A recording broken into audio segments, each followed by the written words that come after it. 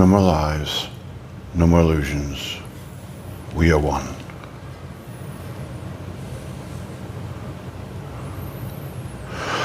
Greetings.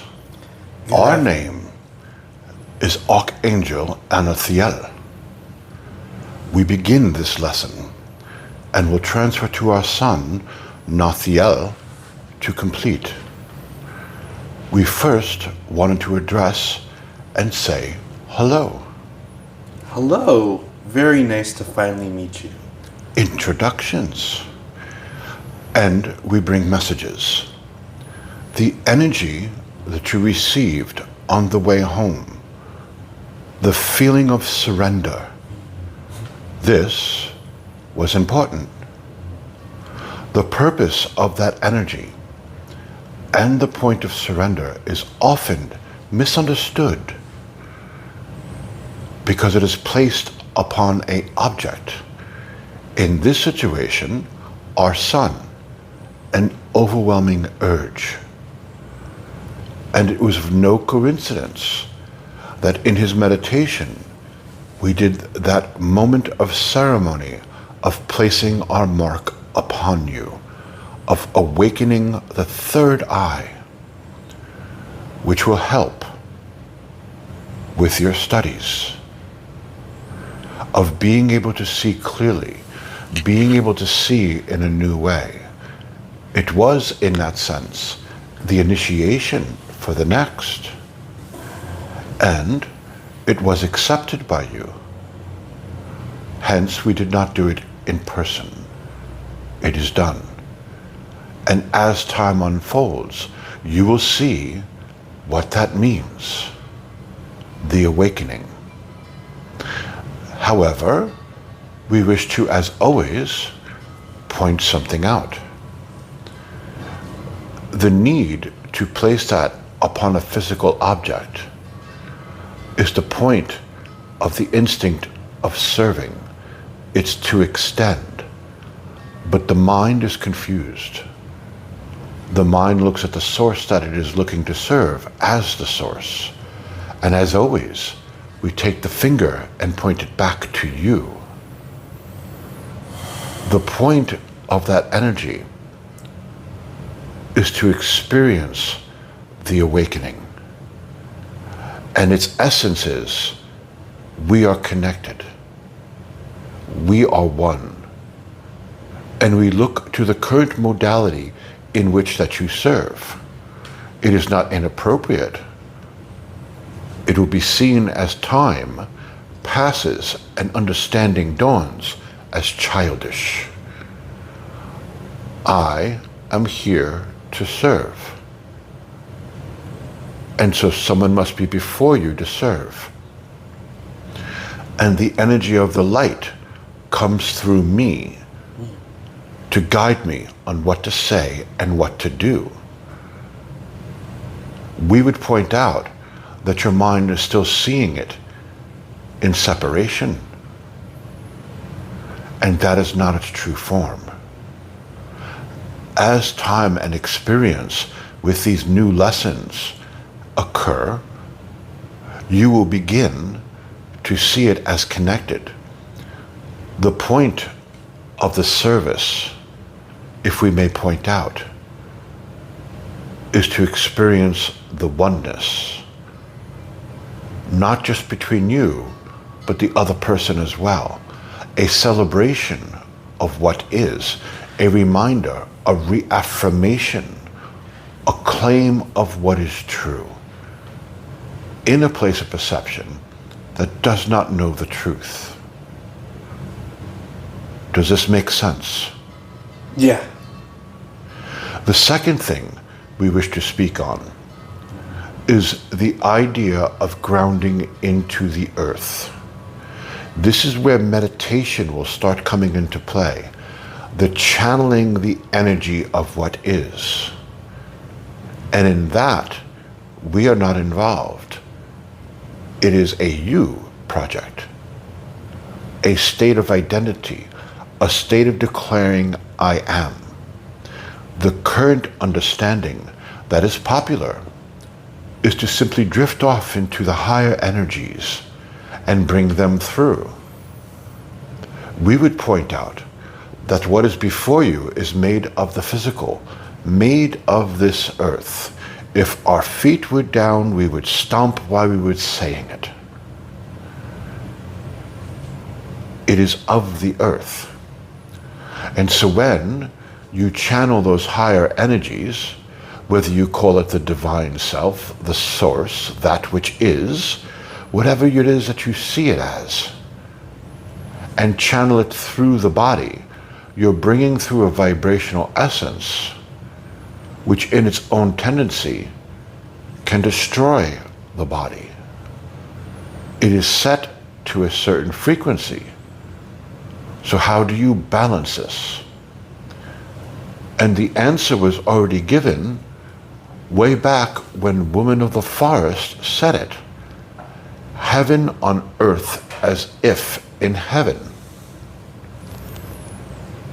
And so what does that mean? You look at it as an intellectual concept. You look at the words, look again, and see it truly. It is a mathematical frequency equation. You contact the knowing, and you place it on earth. Earth is included in the process. And so, when our son tells you to go to a park and sit beneath a tree and see the energy that naturally flows through the earth, that was the first step of his awakening. It wasn't until he successfully mastered being able to channel and understand the energy of the earth that Woman of the Forest told him the next step, see the energy that flows between it all. And it was after this point that he began experiencing the psychophysical changes that he described to you.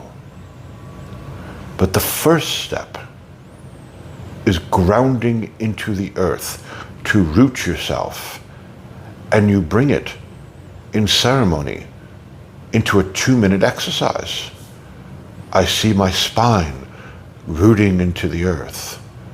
No, no, no. Rooting into the earth is an experience of being. Before you can, so to speak, get to the divine, you must be on earth. Be within its energy. Be connected to it. Understand the web and your connection to it. And as you do and breathe that energy in and breathe it out, it heals the body. The first step to psychophysical changes of enlightenment is the body opening and grounding to receive it. As you would say, getting back to point zero. The first step is grounding, not as a 2-minute ceremony, but as an experience of being. And why? Because it balances the energy of the higher frequencies when it comes through, so it can be properly perceived. As it is right now, all of you are bringing through the higher energies and having them wash over a body that is not ready to receive them, is not properly prepared, is not open. And so what you get is a wish-wash of higher frequency and misperception. You are not hearing the voices clearly. You are not hearing your knowing clearly. And you can't until you obtain the energy of grounding to be able to have it in a vessel, to perceive clearly, slowly at first, increased. And that is how you get to the point of perception that our son said, you have no fear. Fear ends. But if you take the higher frequency, thinking that that is the answer, and wash it over the misperceptions, you get mud. You get mud. And so, the lotus does not bloom. The state of I am is not known because the body cannot hold the frequency.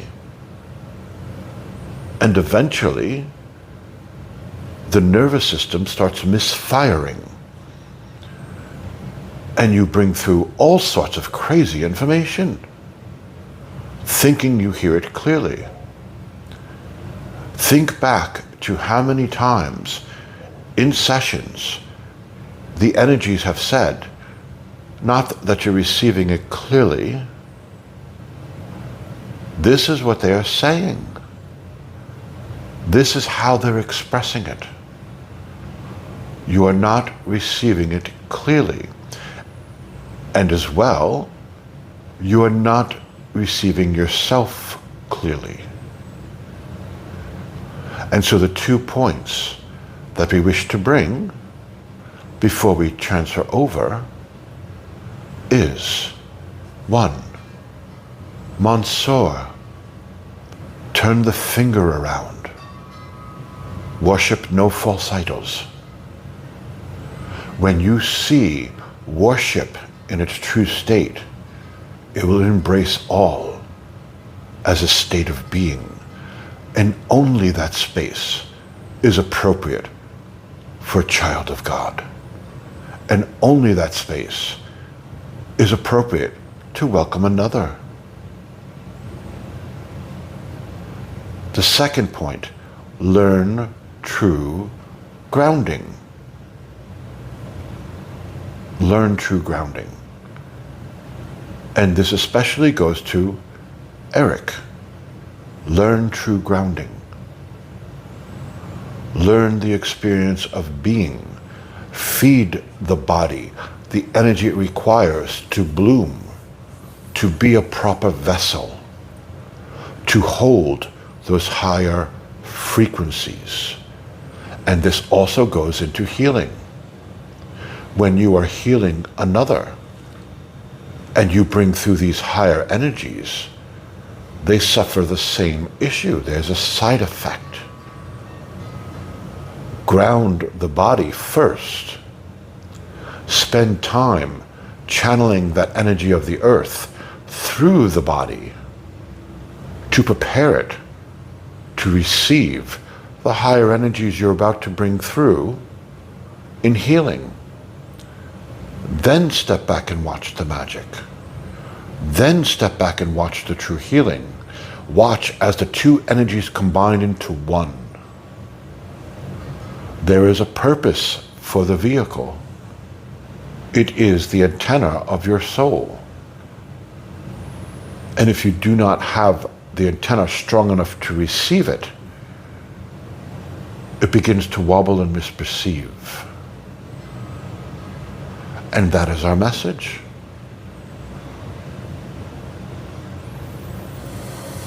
Thank you. Very much received.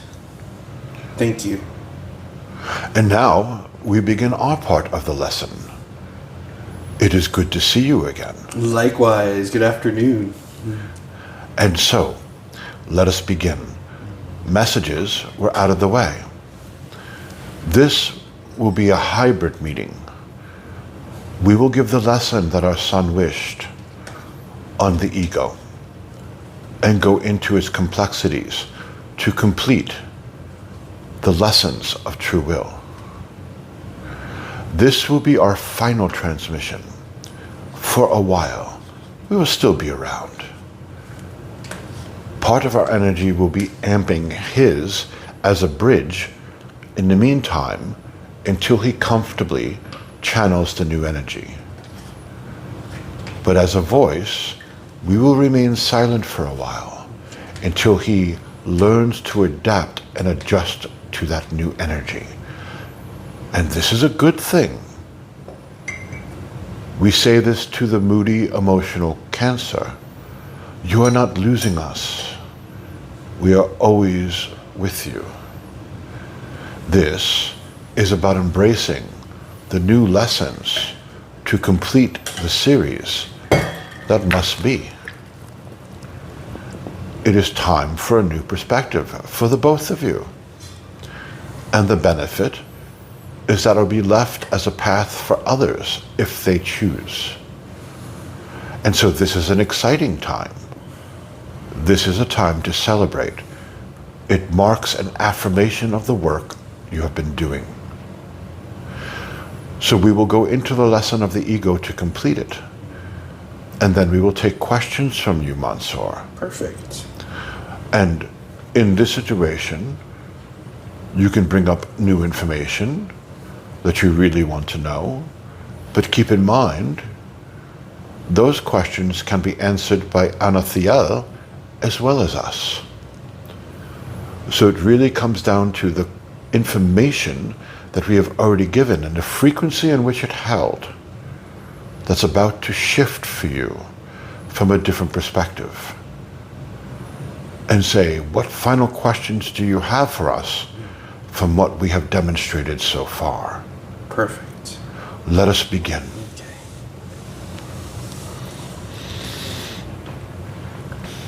Today, we wish to speak on the ego. We have spoken on this previously, and we have laid out how the ego is not the bad guy that everyone makes it out to be. We have said clearly that its purpose is to protect you. And the one that calls it in every time is you. You call it for service. Its intention is pure. Its methodology, questionable. And the point of why it's questionable is the world you set up and the way in which you live. And we have made the statement, as insane as the world is as insane as your ego is. There is a connection. One moment, our son is worrying about the microphone.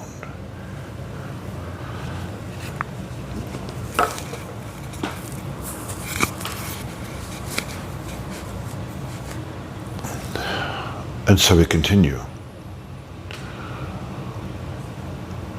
Our point with that statement is that the ego's job, as you understand it currently,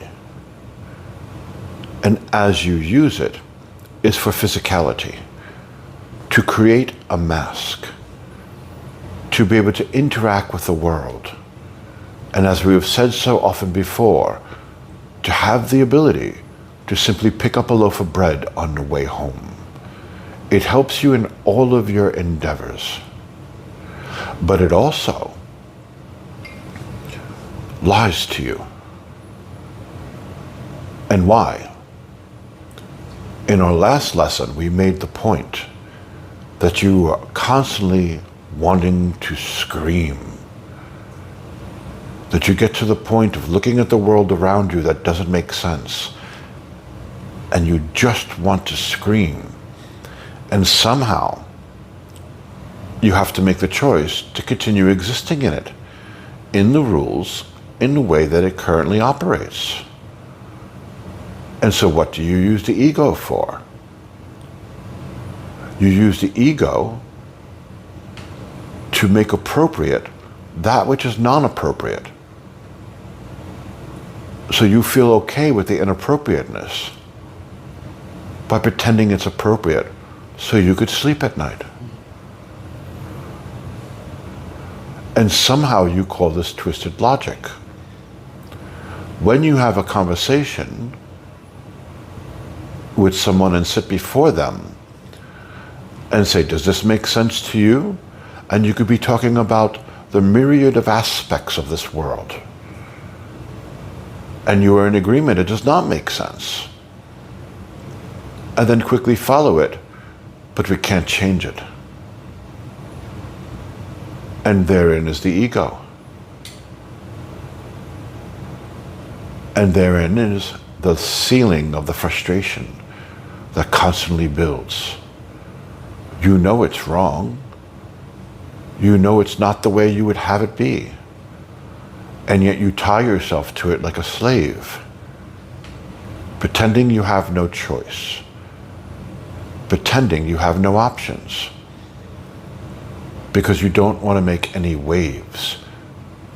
And in mass, it's because you don't want to take responsibility. You pass it to a vague understanding that it is the way that it is, and there's nothing we can do about it. But then if someone comes along that says, to hell with that, and makes a change that has an effect, you celebrate their brilliance. Because quite so often, the only way that you could perceive God is if you can bow to it through another. And in your worship of their brilliance, you are bowing. You are demeaning yourselves. And you are rubbing the golden calf with your hair. Whether you realize it or not. And so the ego, in its true form, what is it meant to do? What is its actual purpose? Because you can't get rid of it. And as we said so often, this is another one of those pieces. If you can't get rid of it, then maybe it's time to say, I don't understand its true purpose. Maybe I'm perceiving it wrong, if it's meant to be there. The ego, in its true purpose, is to step through, connect with something, and it's not physical. The ego is never physical. The ego lives in the realm of imagination, a powerhouse of energy, constantly cycling what-ifs, constantly cycling open mind.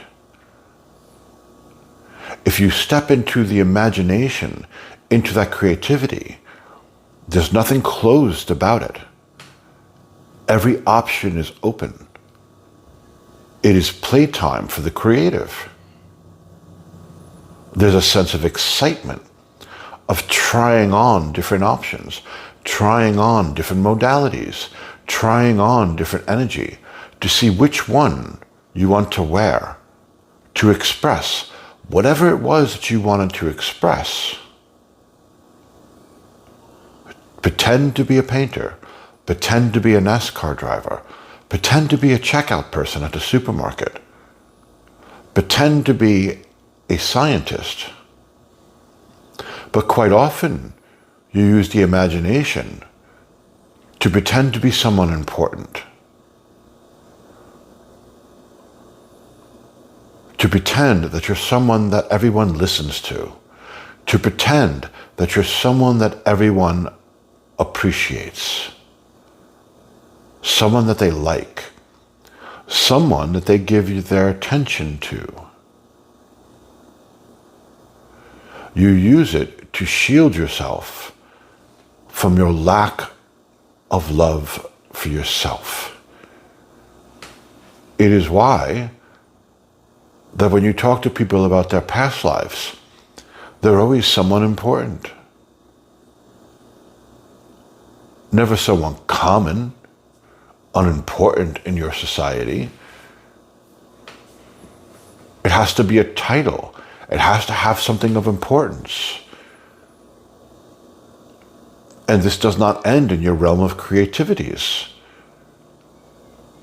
No matter what the circle, you enter a New Age circle, and you see the list of personalities that are there before you, And somehow you have to be more important than the other ones that are there. You convince yourself of this, that what you're doing within that circle is more of a truth than what theirs are. And why? When you walk into an office, you have to be the most smartest, the most cleverest, the most intelligent, the hardest worker. Why? When you're among a group of friends, you automatically agree in different personalities. I have to be the funniest. I have to be the most responsible. I have to be the recluse, the one who pretends to not take responsibility seriously, the one who pretends I'm not affected by things. I just enjoy life. Don't you want to be like me? Why?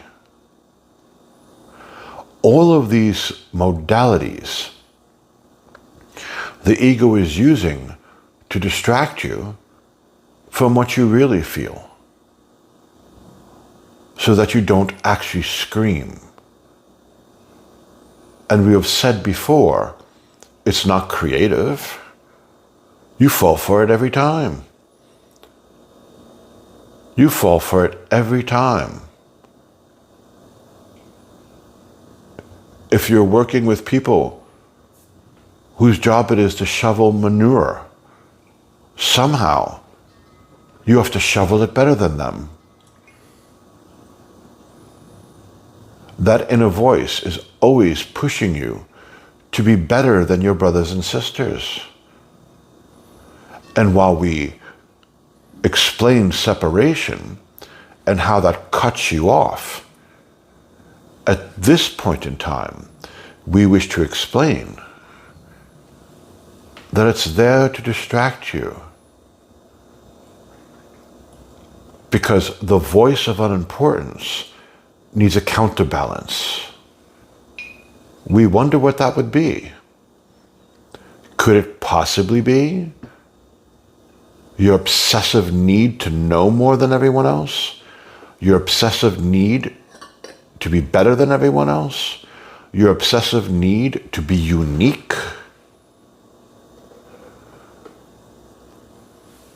How many times have you watched videos of those to a great degree know the truth, explain the truth to the people listening, and someone steps up like they said nothing at all and ask a question to verify their self-importance?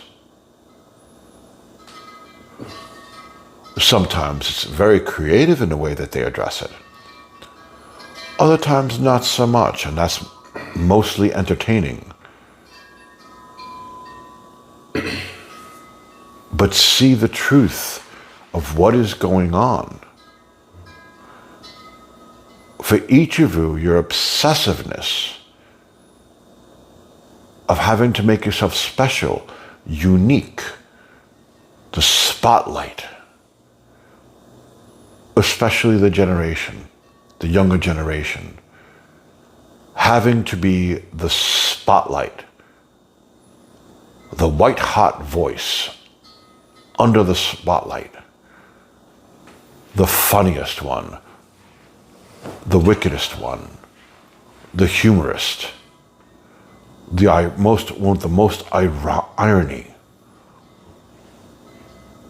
forcing themselves to look a certain way, act a certain way, because that's what people pay attention to. That obsessiveness is to drown out that you don't feel special at all, that you're afraid, that you feel disconnected. And if you can get people's attention, then you can verify, even if for a moment, that feeling of self-worthlessness is not real. And as long as you keep the attention upon you, It creates a mask. It distracts you from that which you think you cannot change. It keeps you from looking at your fear. What a waste of time. This is what you would do and choose with God's great gift. What a waste of time. Perhaps you were looking us to express it in a way that you're familiar with. You poor thing. Oh, if only you can heal the trauma inside you. If only you could feel safe. You know what you're doing. You know what you're doing. You are not delusional. There are those moments before you engage it, if you observe, of choosing it and knowing why, of rushing into the spotlight to take the center of attention. You know why you did that. You know exactly why. Our question is, has it worked? How is that working out for you? Are you enjoying your experiences? The ego was there to bring pleasure. To bring pleasure. And the ego is closely related to thoughts and emotions. And while the ego is not, yes, the ego is a reactionary agent.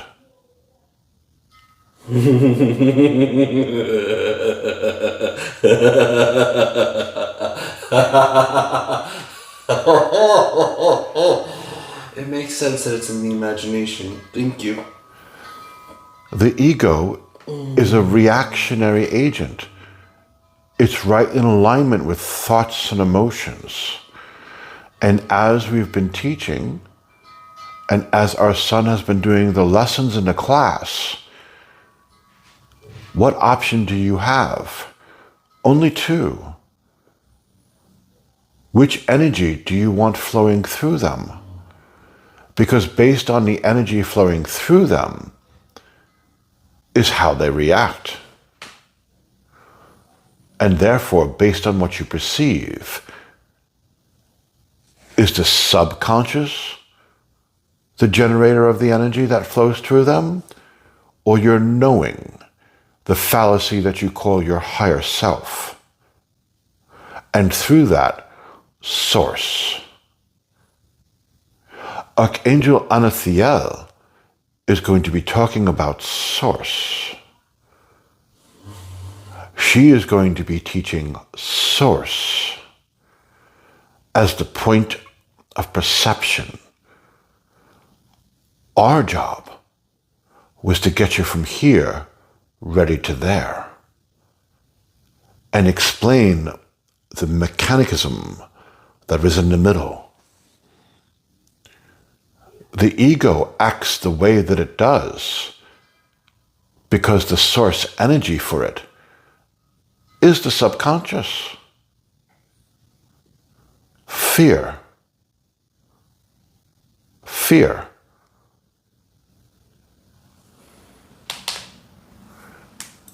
In order to take the next step, you must accept the gift that God gave. That is a choice before you, which means you must accept the power it holds. And you were used, each of you, to the image of yourself with no power. little options. What you can't change, what you can't do, what you're not good enough for, what you feel ashamed of, why you feel guilty. Let us list the reasons. Oh wait, 5 more came up. We need to add that to the list. You have the personalities of the zodiac continually working on these, which means they cannot perform their true service. There is only one energy that can shatter the illusion, and it is based upon the perceiver, the observer. And we have said, sit in the place of observation. Sit in the throne that God created for you. Sit and hold judgment upon your court. And we have said, not in the way that you perceive judgment currently. So we've already given the lesson of judgment. Did you understand it? Judgment with true will in its true form is to accept what God already judged perfect. It's why the energy creates bliss, because there is no resistance. None. It is, in your terms, total, radical acceptance. There's nothing to fix. There's nothing to change. Just experience and being. And that may deepen, and that will shift perceptions, thoughts and emotions, which will automatically shift the ego. Which is your source? What is the sponsoring energy you are moving through the mechanism, which is your mind? And so the ego in its true form, understanding its true purpose, what can you create through joy? How would you repaint your world?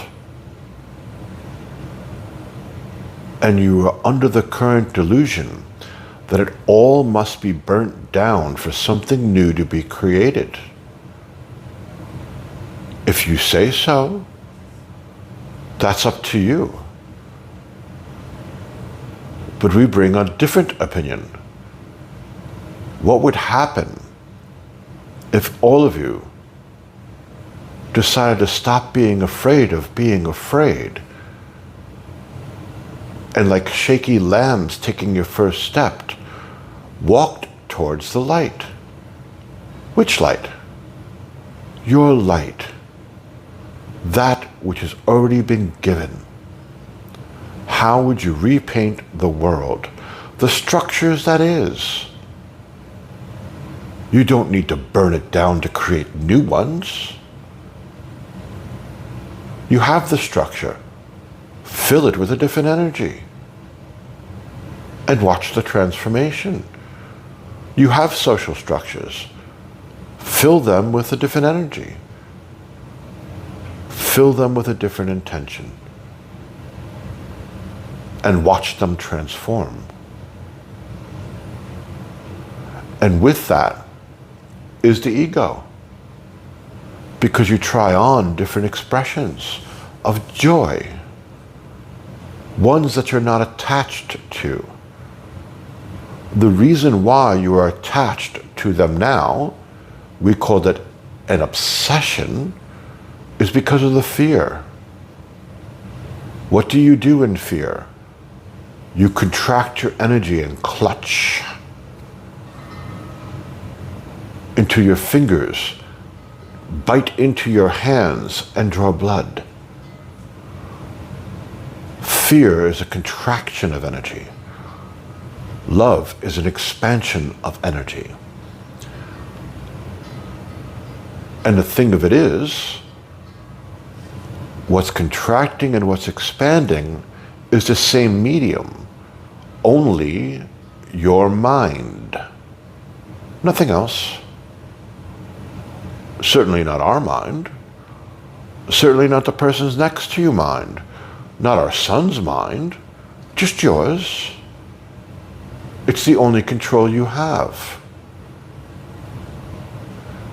And as our son said about posing, learning to pose for weightlifting, going out on stage in life and looking like you're about to take a dump is not a good look. Smile. Look like you're enjoying yourself. And if you're daring, enjoy yourself. It's the point of the vehicle. It's the point of the ego. Try on different expressions of being. Enjoy, not fear. To exchange them out at will. We have described to you, Monsour, that we recreate an office that gave us comfort, and then change our mind and create something new.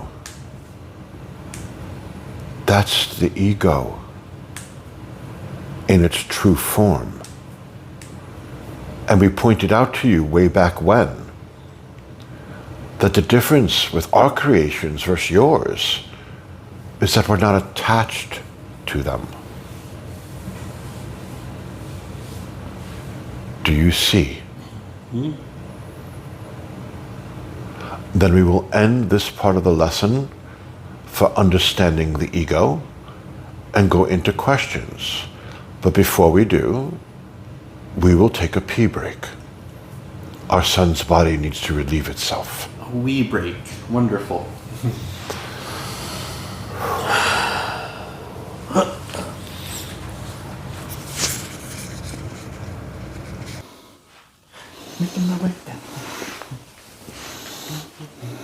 Resume?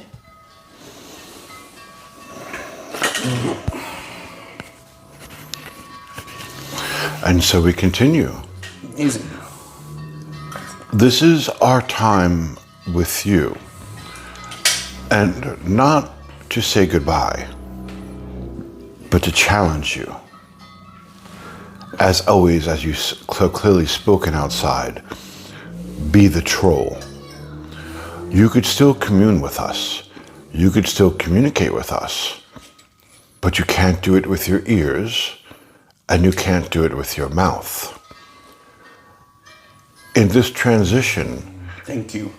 It is time to release, let go, and let the new phase begin. All of this was in agreement before he took the body. And so in this way, if you wish to discourse, meet us where we are. The challenge of the channel. And we will commune with you. And let us see if you could successfully put to use what we have demonstrated. Are you saying go within and channel you? That is, if you wish, a possibility. Okay, perfect. Because with regards to the ego,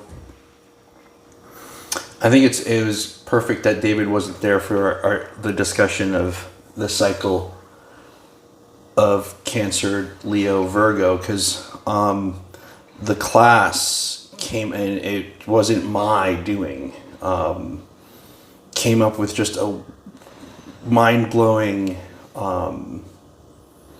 conclusion about the ego, and it was done together. And I can say it, but it would be nice to have David listen to that part, because it was the experience, I think, held the conclusion, not the actual conclusion, if that makes sense. And we can discuss it, because a lot of what was talked about makes sense, but it was just a radical conclusion about the ego. And so I'm not going to bring it up here, but if I want your input, I guess challenge accepted. Yeah. And understand, each teach in their own way and has their own purpose. And in this, it's important to clarify what yours is. The reason why your students keep coming to these amazing conclusions is because, whether you realize it or not, the purpose is teaching them to channel that inspiration and that energy. That is your purpose. It's not the knowledge. It's not the wisdom. It's the ability to catch hold of that inspiration and channel it through. Each would say they never thought of it that way before that class, but yet they step out and allow it to come through. Each of those situations is the students learning to step out of the way and bring the information forth. Its intention, being the information, is obviously different than the intention that they had up to date. The words being the pretty wrapping paper. So what is the true gift? Teaching them to channel. Teaching them to work in the flow. And the first step is universal knowledge. Bringing through a clearer intention. And with that, of course, what you call their higher selves, their knowing, is involved. And they are allowing it through the blockages, the insecurities, the doubts, the fears. And you have a way of talking them into a safe space to play playfully with creativity and look at the results.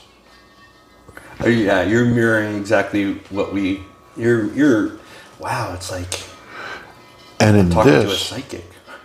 And in this, we would say, when it comes to standing before people and having a reason to do it, would be your G-spot. It makes you wet. It's what you enjoy. It's the purpose of stepping out in front of people. And it is a glorious one. Our son's purpose is slightly different. He plants the seeds.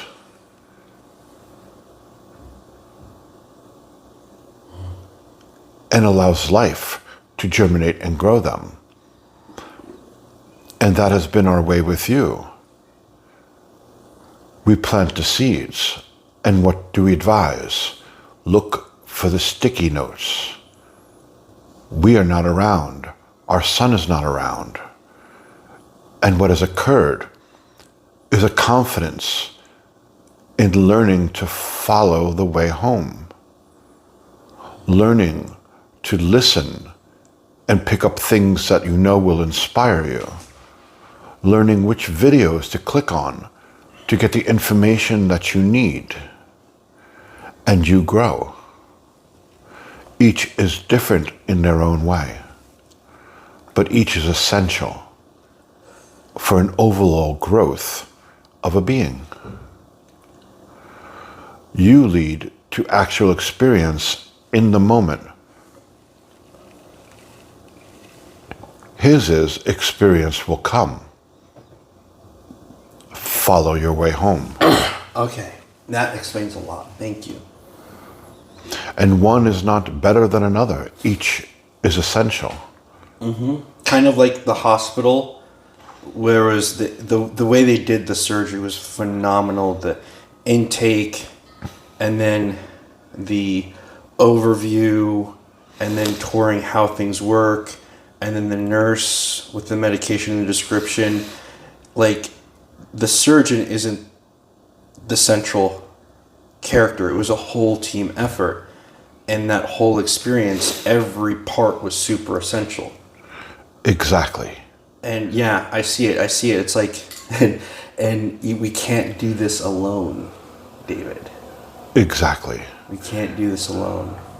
And so that makes comparison pointless. Completely pointless. Exactly. Yeah.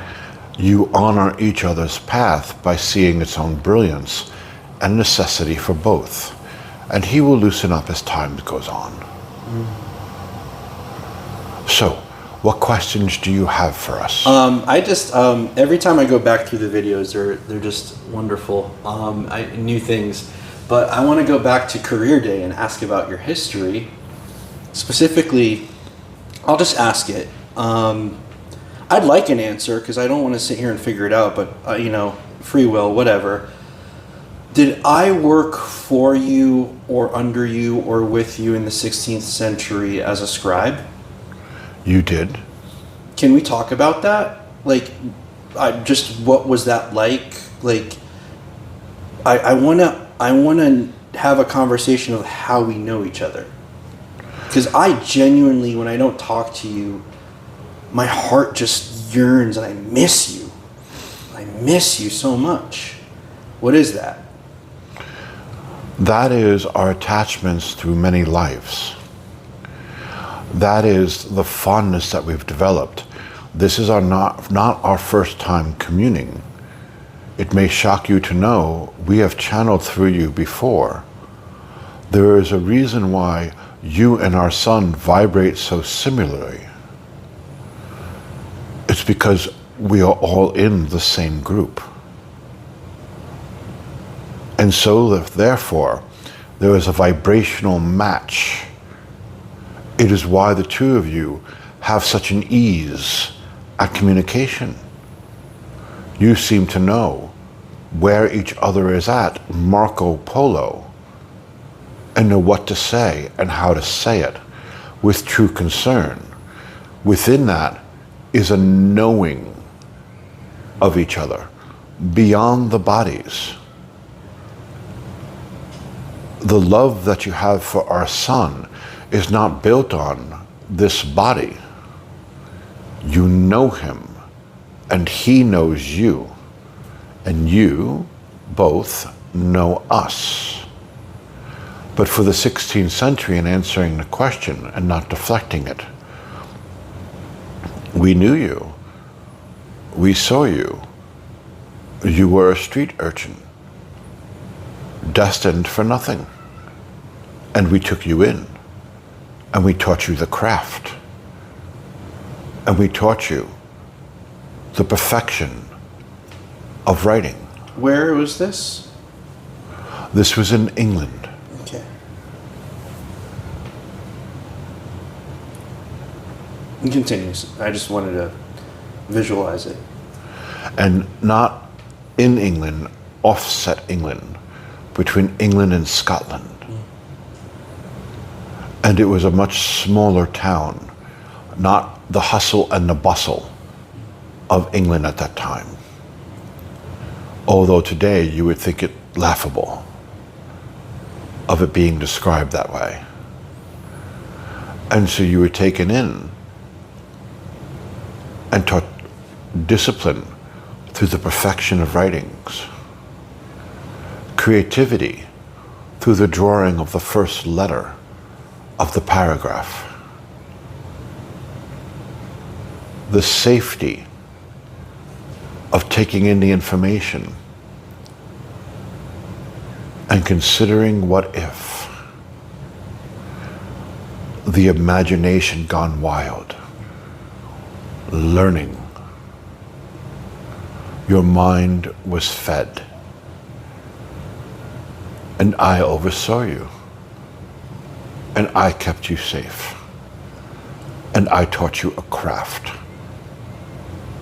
And you were very much my son. Does that feel familiar? Yeah. There was great love between us during that time period.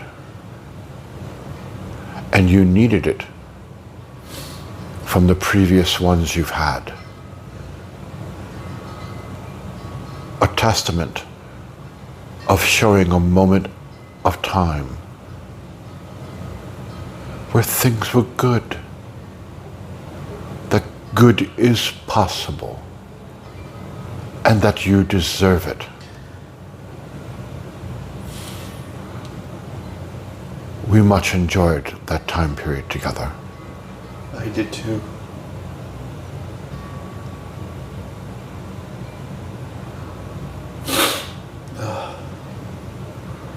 I did too. I try to recreate it in so many ways.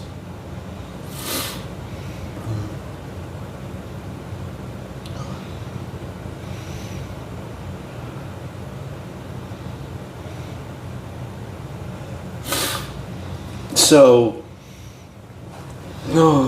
when I'm conveying information in these astrology meetups and when I'm doing interpretations, I know this sounds like a question, it sounds like separation, but you're picking up what I'm putting down. You're all part of that group too, conveying the information, or is it,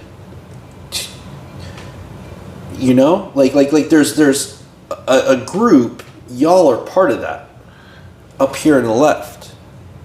Yes.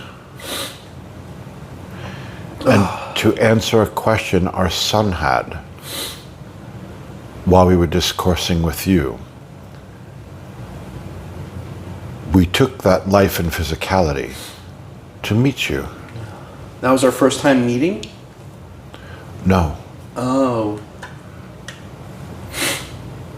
Our point in answering him is that just because you move beyond the body experience doesn't mean you can't choose one again. We took that life to meet you. Thank you. Just as we've taken lives to meet him. Thank you. And there are those that you know that you have played the same role. You took the life to meet them and to play a role. It is all about the soul's growth and journey. Including this one. Definitely including this one. And there is no need to limit the possibilities. Love extends.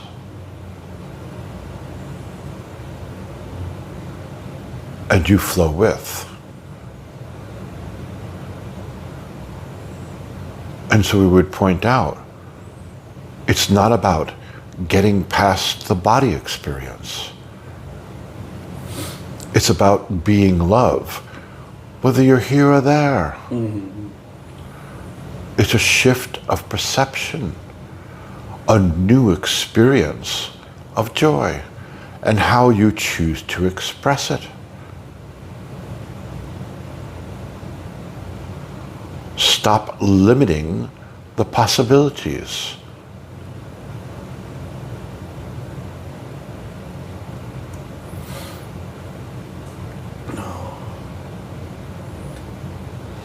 And with that being said,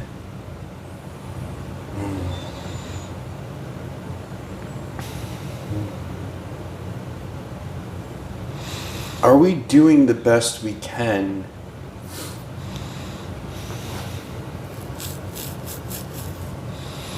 to help in any way given the state of the world? Because though timeline jumping and reality shifting sounds like an easy escape, it doesn't satisfy me. It doesn't satisfy me to leave the physical experience with this the way it is. but there's that uphill battle.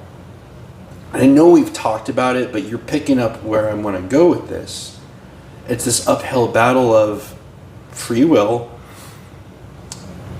and are people willing to change? And I understand now the clarity of give them the option. But there's still that part of me of, are we doing enough? And I'll keep David and me. Are we doing enough, if that makes sense? It does, from your limited perspective. So we will raise it. Thank you. You are not here to heal the world, Monsour. I know. You are here to heal your perception of it. And through that is the act of demonstration. And only the act of demonstration will catch your brothers and sisters' attention.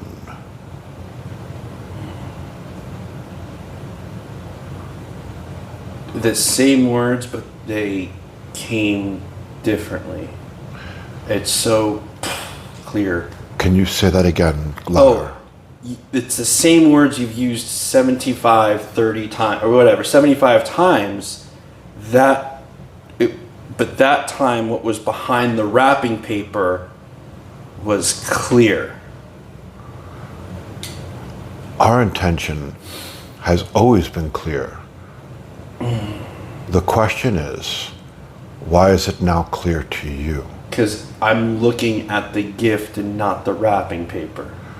That was the whole thing of like listening to these discussions, and I loved watching it because it gives me the patience and slowness that you've demonstrated in our conversations with others that I meet, and not these people are too stupid, they're not getting it, and getting frustrated. It's that patience, it's that willingness.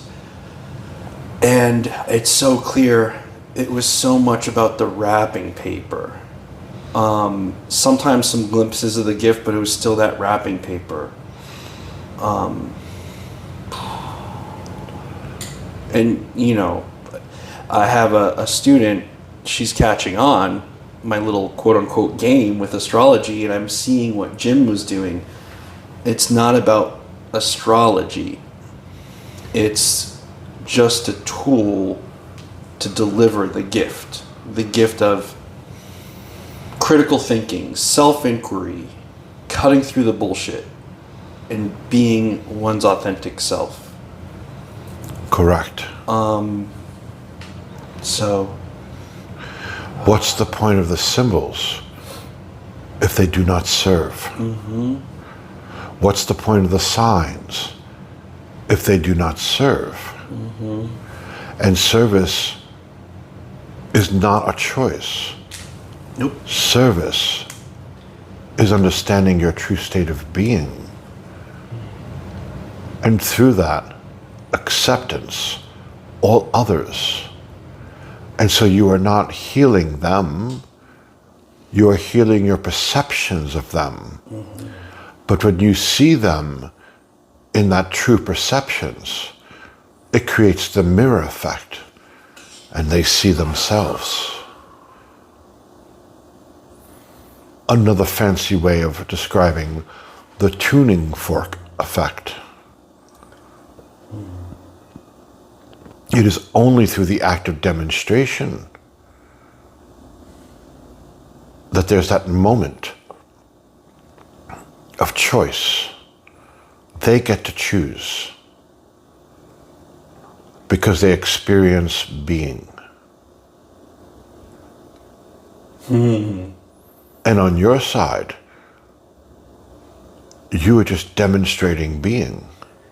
It's so beautiful to watch it happen. I understand why these lessons are important for you all, too. These conversations are so important for you all, because to watch the inspiration in progress, like, there's nothing like it.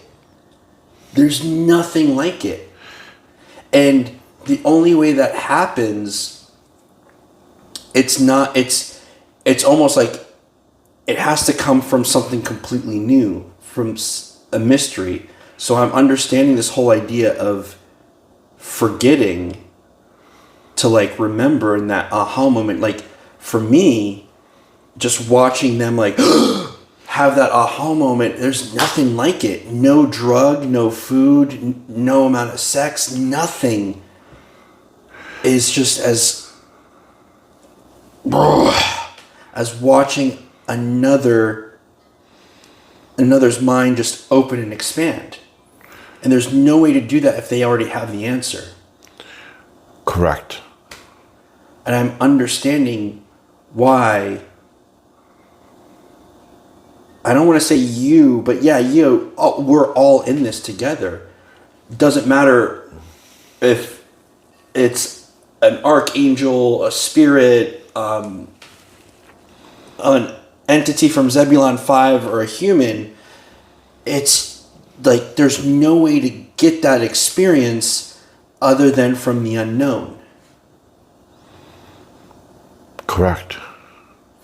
So this whole idea of the only way is just to embrace that mystery. Correct. And we will come back to another beginning concept. God plus God equals God. The being demonstrates. And there's your brother and sister before you. And through that demonstration successfully sees the God within them, which between the two creates the experience of God. Ever entwining the eternity symbol, energy feeding within itself. Nothing quite like it. God's judgment. It doesn't make sense to hate or kill. It doesn't. No, it doesn't.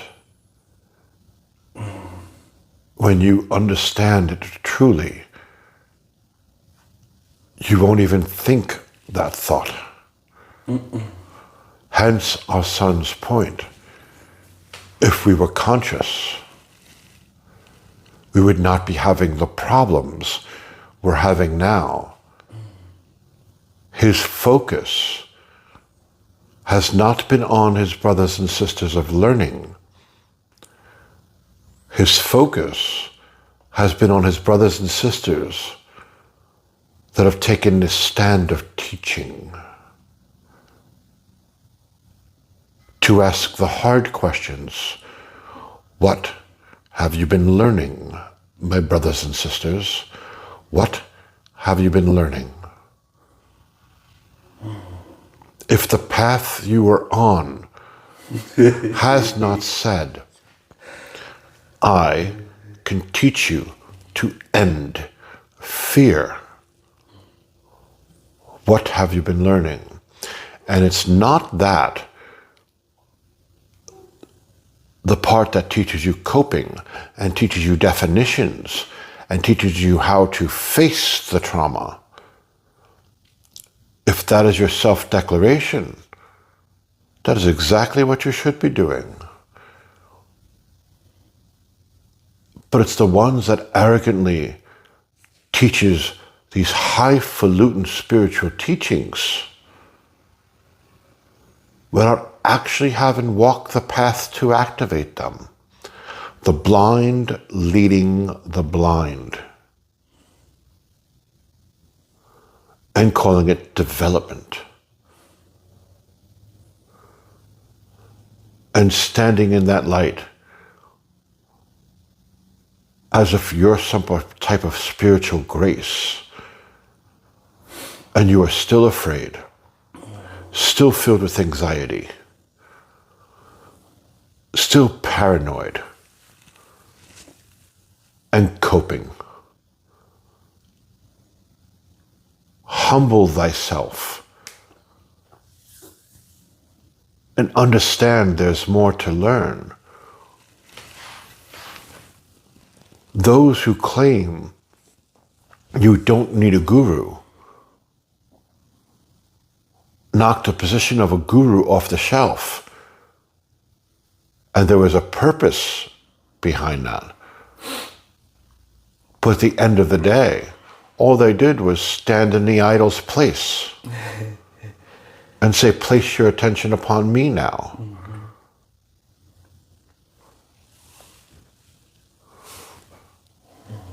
The solvers has become the problem. And the cycle begins again.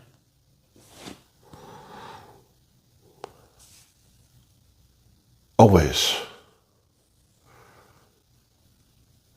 know the true path home. More importantly, know that there is a true path home. It is possible.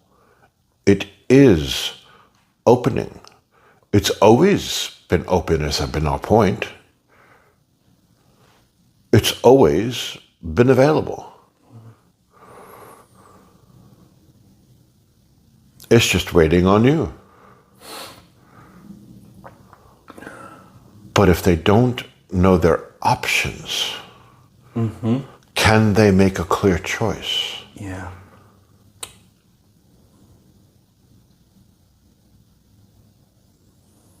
Do they have the right to say, I didn't advance because I chose not to? How could they choose not to if they're not actually given all of their options and having them clearly explained? How many would actually take up the option? Not to go all the way. It's not the point to go all the way. The journey is its own journey. But you can't begin the journey if you don't even know that the path exists. It's only for the great ones. Great who? Why would Jesus say, greater things you shall do than I? Obviously, it implies you should have walked in the path. But how could you have walked in the path if the school of thought that he came from was hunted and destroyed by the church that stands in its place, claiming that they represent him?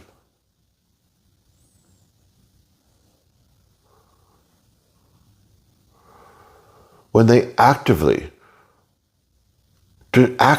destroyed his church, if you want to call it that, destroyed his teachings, and destroyed anyone that was following that way.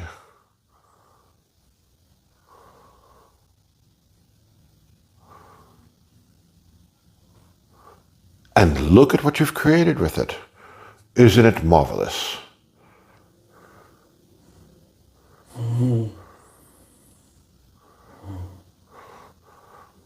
And that's not to say that there aren't those within it following a certain path. But that doesn't account for the majority. And where did they get this from? The church. Who taught them this? The church. And why? For power. For popularity. To keep their attention upon them. Their attention being the masses, upon them being the church. And look at what has created. If the devil existed, it would be proud. Well done. Well done. There is much to answer for. And in that example, we bring it back to those that are supposed to be here to stand in the light at this point in time and say, is it that much different? Well, certainly, hatred is very different than delusion. But at the end of the day, they both lead to fear. What's your point?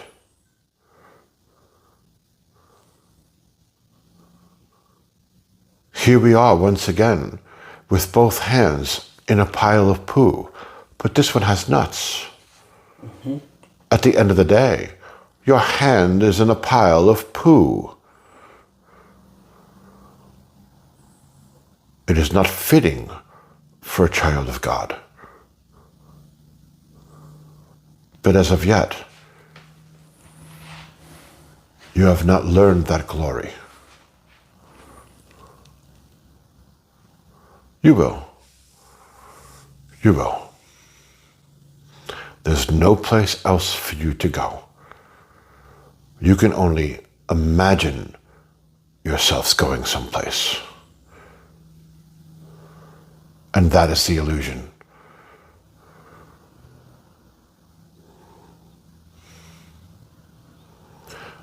What other questions do you have for us? Can we sit together for a minute? We can. Yeah.